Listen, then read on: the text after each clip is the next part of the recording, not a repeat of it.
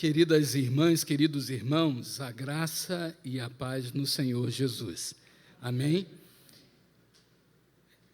Louvo a Deus por estar aqui nessa manhã. É com gratidão estar nesse lugar para serviço do Senhor. Se surgir algum louvor, no Calvário seja sim. Como cantou o coral Vinho Novo.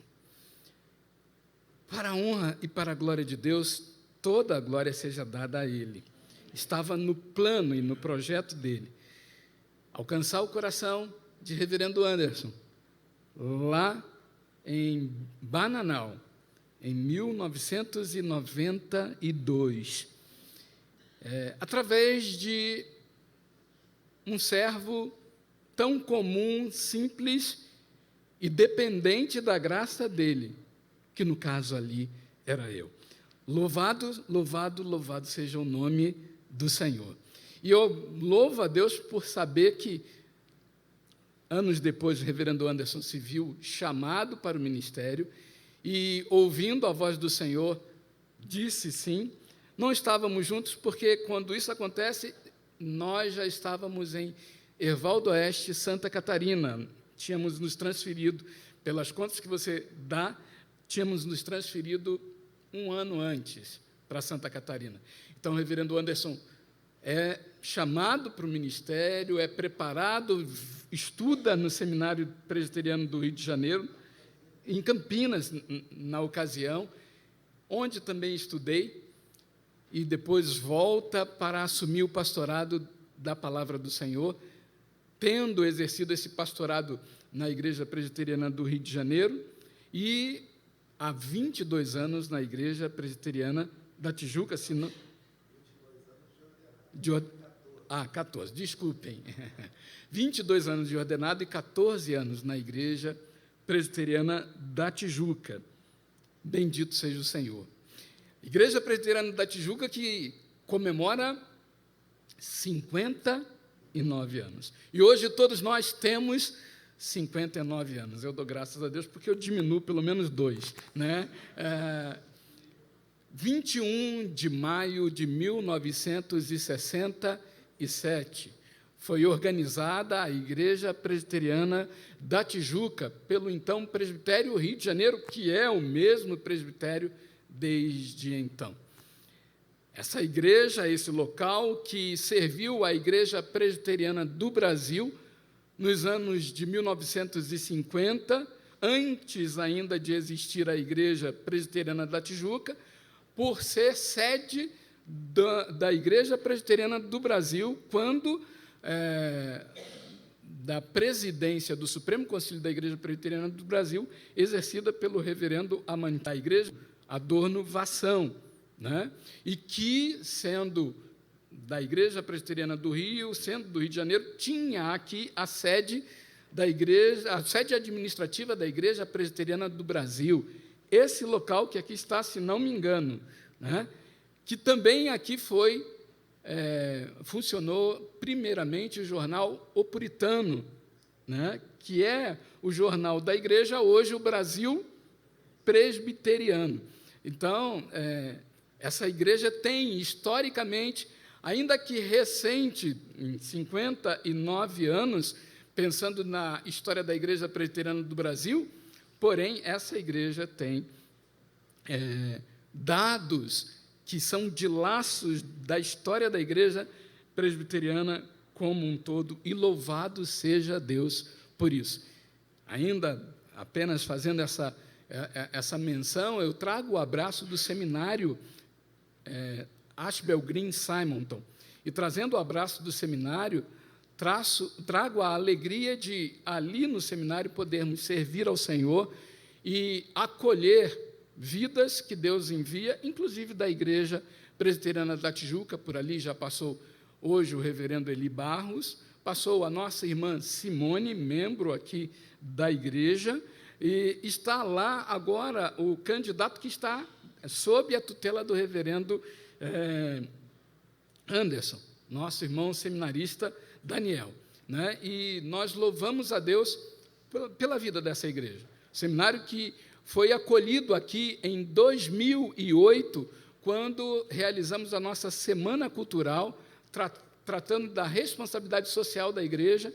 Essa igreja abrigou a Semana Cultural do Seminário, um evento que teve desdobramentos muito importantes, ligados à história dessa igreja, que também tem uma visão social, que também tem um compromisso social de servir ao Senhor, e um desses compromissos está manifesto na história do abrigo presbiteriano, que a igreja tem laços, dos quais eu faço menção hoje, mencionando nominalmente, menciono a igreja. O diácono Gilmar, dessa igreja, é presidente do abrigo presbiteriano. E nós louvamos a Deus por tudo isso. Feitas estas palavras, eu quero ler a palavra do Senhor com os irmãos. Evangelho de Mateus, capítulo de número 5. Evangelho de Mateus, capítulo 5.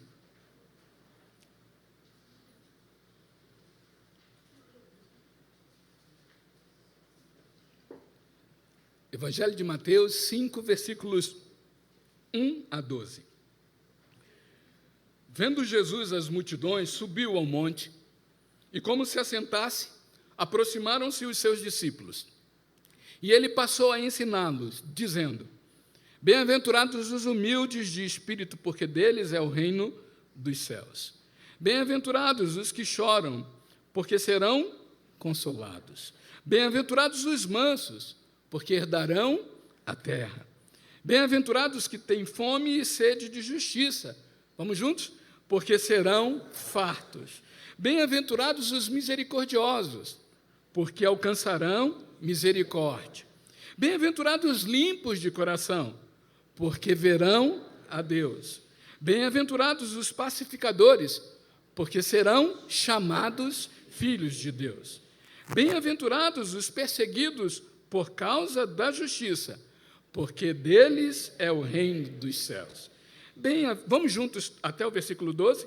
Bem-aventurados sois, quando por minha causa vos injuriarem e vos perseguirem, e mentindo disserem todo mal contra vós.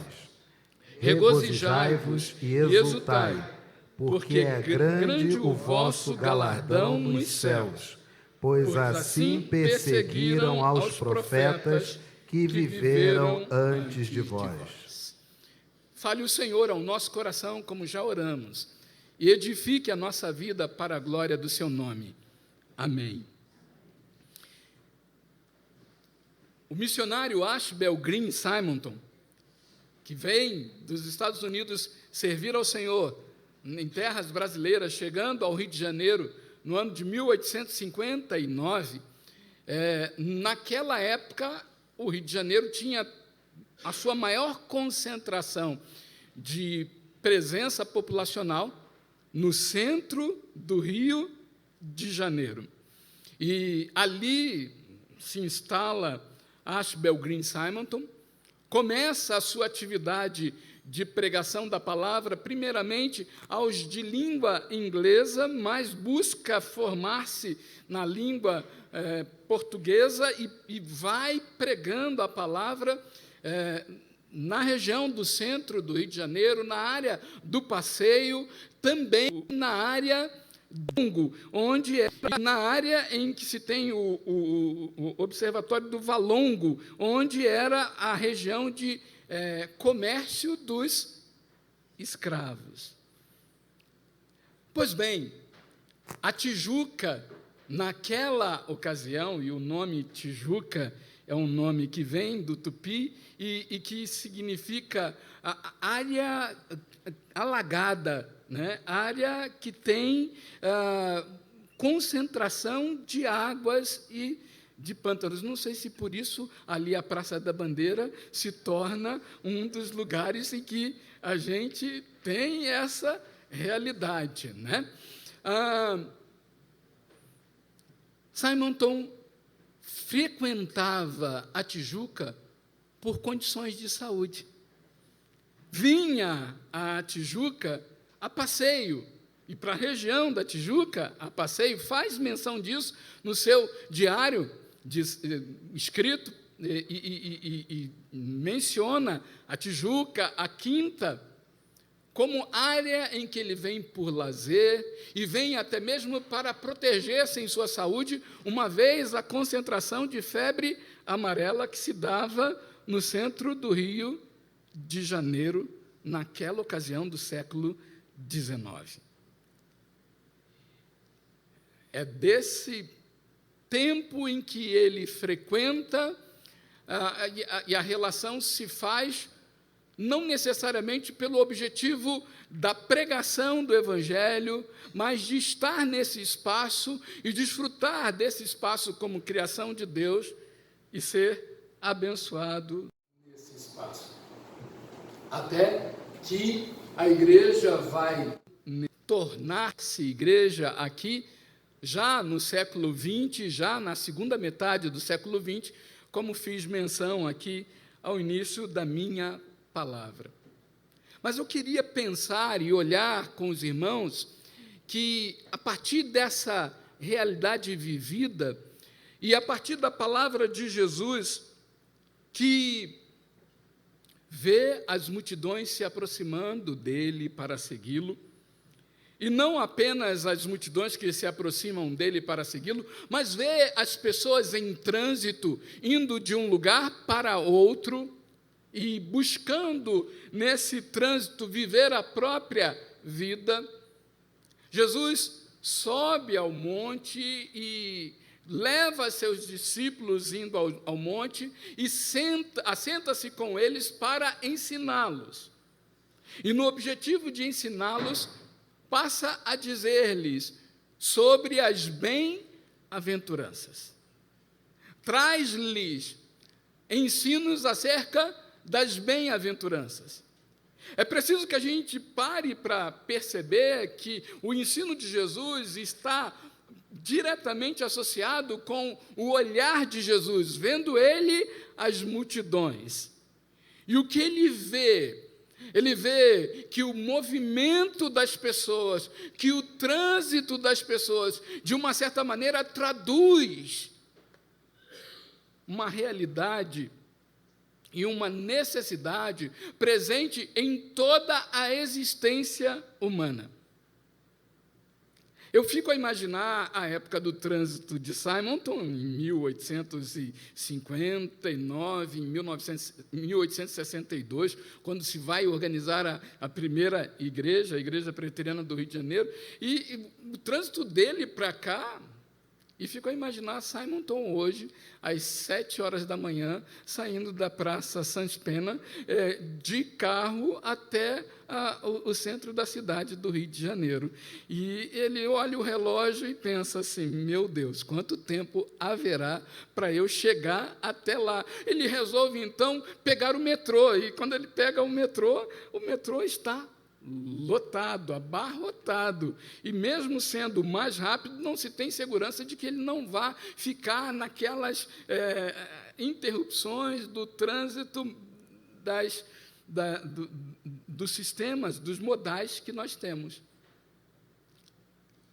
O que o trânsito humano revela de quem somos? Jesus diz, o homem está em busca de ser feliz. O homem está em busca de sentido para a vida. O homem está em busca do que lhe responda existencialmente o que é o sentido do viver. E aí, a partir disso, ele diz, bem-aventurados, e ele vai dizer das bem-aventuranças que podem marcar a existência humana e que podem definir a existência humana. E falando disso, Jesus vai nos colocar diante de algumas esferas das bem-aventuranças. Porque na palavra de Jesus, a felicidade está para muito além de determinados, de algumas experiências que nós convenhamos, dizendo, como símbolo de felicidade.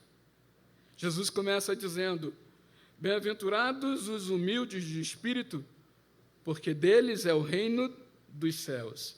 Bem-aventurados os que choram, porque serão consolados.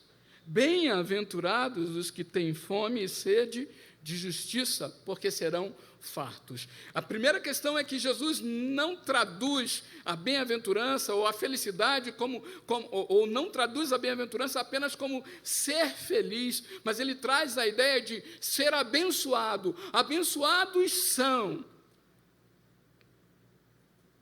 os humildes de espírito, os que choram e os mansos.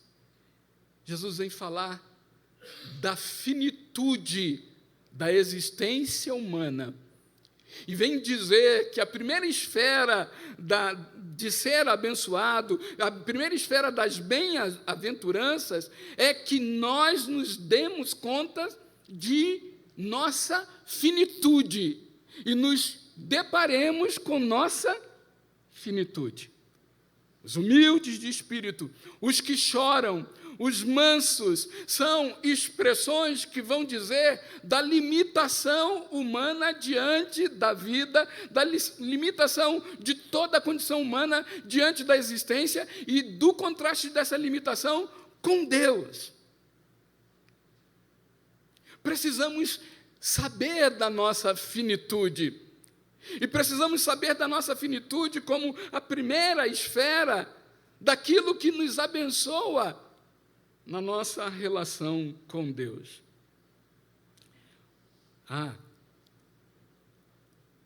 Os humildes de espírito são como que, traduzido na Bíblia a mensagem, como que aqueles que estão no fim da linha.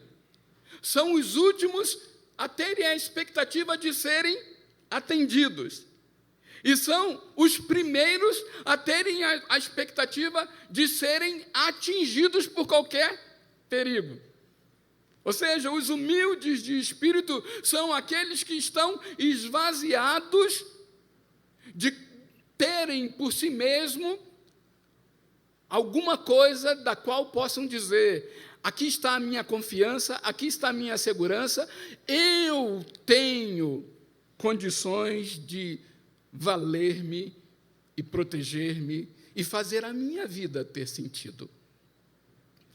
Bem-aventurados os que choram, que se veem em contrição, se veem sob o atingimento da limitação e da finitude, em que nos damos conta que aquilo que amamos, que aquilo que valorizamos, que aquilo que desejamos nem sempre está ao nosso alcance, está ao nosso dispor e está a nosso domínio em todo o tempo, sem que nada nos atinja.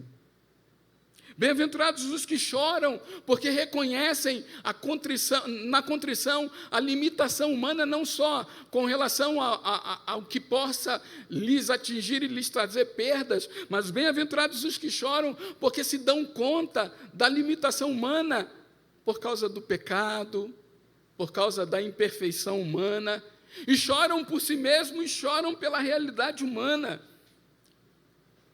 Essa é a primeira esfera, a esfera da finitude, em que nós nos damos conta que somos finitos e não somos capazes de atender e bastar a nós mesmos. Sendo finitos, somos dependentes. E é interessante porque Jesus vai dizer: bem-aventurados os humildes de espírito, porque deles é o reino dos céus. Bem-aventurados os que choram, porque serão consolados. Bem-aventurados os mansos, porque herdarão a terra. E dizendo isso, Jesus vai dizer com isso que a nossa finitude, quando nós nos damos conta dela e admitimos que estamos sob essa condição da finitude e nos percebemos dependentes de Deus, carentes de Deus, necessitados de Deus, a experiência que responde a essa situação é a experiência da provisão do Senhor. do suprimento do Senhor. Os humildes de espírito, deles é o reino dos céus. Os que choram serão consolados. Os mansos herdarão a terra.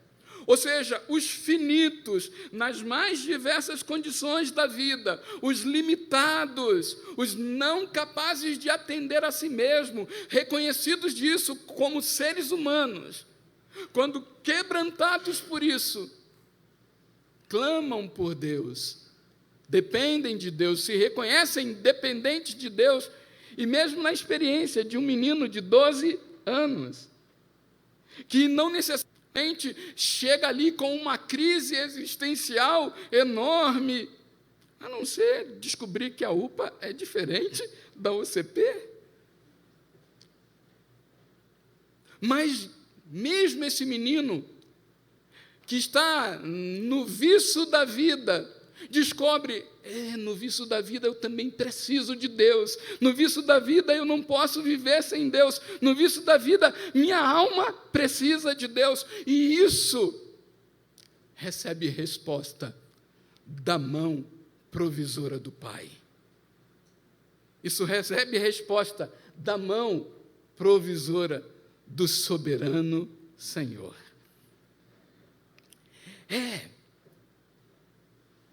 Serão consolados, herdarão a terra. E aqui a ideia de herdar a terra, por favor, compreendamos, não é a ideia de que, em nome de Deus, nós vamos ser donos de tudo, porque o nosso Deus é dono de todas as coisas. A ideia aqui não é de uma herança que seja materializada e apenas percebida pelo que é material. A ideia aqui é, teremos de Deus o que nada pode expressar. Nem olhos viram, nem ouvidos ouviram, nem jamais penetrou em coração humano o que Deus tem preparado para aqueles que o amam. Sim, para além disso, a outra esfera das bem-aventuranças é que Jesus vai dizer assim: bem-aventurados que têm fome e sede de justiça, porque serão fartos. Bem-aventurados os puros de coração, os limpos de coração, porque verão a Deus.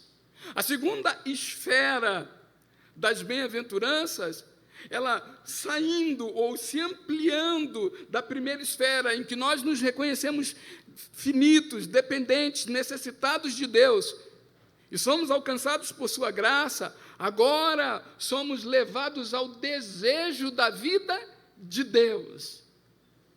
E isso nos traz sede e fome de justiça. Sede e fome do caráter de Deus. Sede e fome da vida marcada pela integridade de Deus.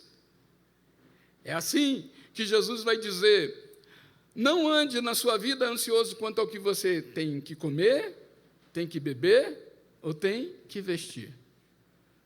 Para alguns de nós, talvez Jesus diria: não ande na sua vida ansioso para saber quando que o Vasco vai ser campeão. Eu sei o que é isso, tá?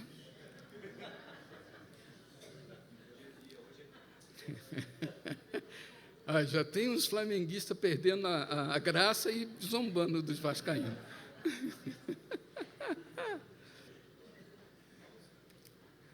Não ande na sua vida ansioso quanto ao que você vai comer, beber ou vestir. Como assim? Se isso é estruturante na minha existência terrena.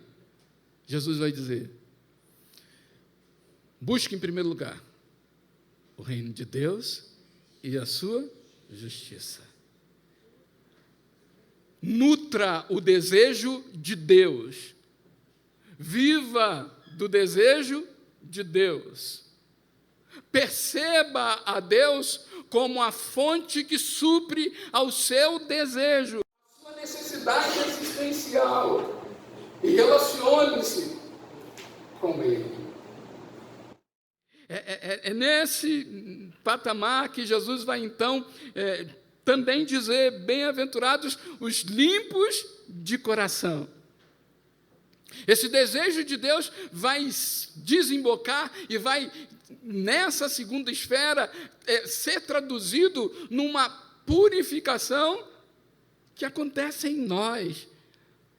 Uma vida interior, uma vida do coração que manifesta-se a pureza da habitação do Espírito de Deus. E a habitação do Espírito de Deus vem e transforma quem somos, nos dando amor, alegria, paz, longanimidade, benignidade, mansidão, domínio próprio, coisas contra as quais não há lei. E Agostinho de Hipona dizia: se orar sem cessar for passar todo dia retido em um lugar, ajoelhado em oração, eu não consigo. Mas se orar sem cessar for ser movido pelo desejo de Deus em tudo que eu viva, é possível. E aí Jesus nos diz: vá para a segunda esfera, a esfera para além da finitude, a esfera do desejo. E aí Jesus vai ampliar e diz: há uma terceira esfera, quando ele diz assim: bem-aventurados os misericordiosos, porque alcançarão misericórdia. Bem-aventurados os pacificadores, porque serão chamados filhos de Deus. Veja que ele diz que há bênçãos que vivem os que são pacificadores, são chamados filhos de Deus. Os misericordiosos são alcançados com misericórdia. Mas perceba que nessa terceira esfera há uma missionalidade, há um transbordamento. Já não é mais para si, é daquilo que Deus tem dado a mim, eu agora vou viver com misericórdia para com os outros. Daquilo que Deus tem dado a mim, eu agora vou viver levando a paz, o anúncio da paz aos outros. E aí, Jesus nos desafia para que nós também cresçamos na terceira esfera das bem-aventuranças, vivendo a missionalidade, compreendendo que Deus habita em nós, está em nós e habitando em nós, traz a nós a redenção do Cordeiro, a vida do Cordeiro, e trazendo a nós a vida do Cordeiro, essa vida transborda de nós, para que outros conheçam a vida de Deus. Ele nos faz pescadores, eu e você, de homens. Ele nos envia com missão. Eu e você estamos na vida sob missão, a missão de Deus. Eu e você estamos na vida sob missão, e essa missão é cumprida na medida em que o transbordar de Deus se dá através de nós. Eu não sei se no dia 23, talvez eu não tenha acompanhado direito, reverendo. Não acompanhei, eu estou em dúvida. Mas o dia que vai ter um grupo aqui cantando as canções antigas. 17. No dia 17, vai ter um grupo aqui cantando as canções antigas. Não vou poder estar, mas eu fico imaginando se vocês cantassem: meu coração transborda de amor, porque meu Deus é o Deus de amor. Minha alma está repleta de paz, porque Jesus é a minha paz. Eu sou da época de programa Música Viva, Rádio Boas Novas, meio-dia, locutor Paulo César, Graça e Paz. Pastor presbiteriano falando do Paulo César, Graça e Paz, no púlpito. E eu tenho a alegria de falar, conheci pessoalmente um homem saído da prisão, da detenção, de uma vida tão complicada e impactada pela palavra de Deus, e nós tínhamos um movimento que saía em ruas nos finais de ano, e a última semana nós saíamos cantando pelas ruas, e uma das músicas era essa, Meu Coração Transborda de Amor, e era impactante. Eu estava ouvindo aqui o coral e eu fiquei imaginando o coral, fiquei imaginando na Alzirão, não sei onde é isso lá, na Alzirão, fiquei imaginando na Alzirão, um mundo de gente que crê em Jesus, cantando aquelas músicas aqui impactantes e fazendo movimentos de impacto. Isso é belíssimo, isso é significativo. Mas, queridos, para além do cantar, Jesus diz assim, que o teu coração transborde de amor no teu dia a dia. Que o teu coração leve paz no teu dia a dia. E isso é profundamente desafiador. Para todos nós. Em todo o tempo. E aí Jesus conclui para a quarta esfera, quando ele diz: bem-aventurados os perseguidos, por causa da justiça, porque deles é o reino dos céus. Bem-aventurados sois quando por minha causa vos injuriarem. E Jesus traz a esfera da adversidade no contexto do reino de Deus. A adversidade no contexto do reino de Deus não é só quando alguém diz, eu não gosto de igreja, ou eu não gosto disso que a igreja faz. Não é só isso. Aliás, se a gente fosse mexer nisso, Jesus dizendo, quando você vive a vida de Deus, quando você vive em mim, isso causa impacto, primeiramente em você, e segundo, isso causa impacto ao seu redor. E isso pode se traduzir em adversidade. A nossa própria carne é adversária da vontade de Deus. O mundo é adversário da vontade de Deus. Satanás é adversário da vontade de Deus. Mas Jesus diz assim, não percebam a adversidade como problema, quando ela é vivida por causa da minha justiça, por causa da vida em meu nome. A adversidade é frutificação, porque a adversidade é manifestação do reino de Deus em vocês. Igreja Presbiteriana da Tijuca, que o reino de Deus se manifeste cada dia mais, através da vida de cada um de nós que aqui estamos, dessa igreja que aqui está, da igreja de Nova Vida onde está, da igreja que somos cada um de nós, onde quer que estejamos. E que assim, a esfera da finitude esteja sempre falando ao nosso coração, eu não sou nada fora de Deus e eu preciso da vida de Cristo.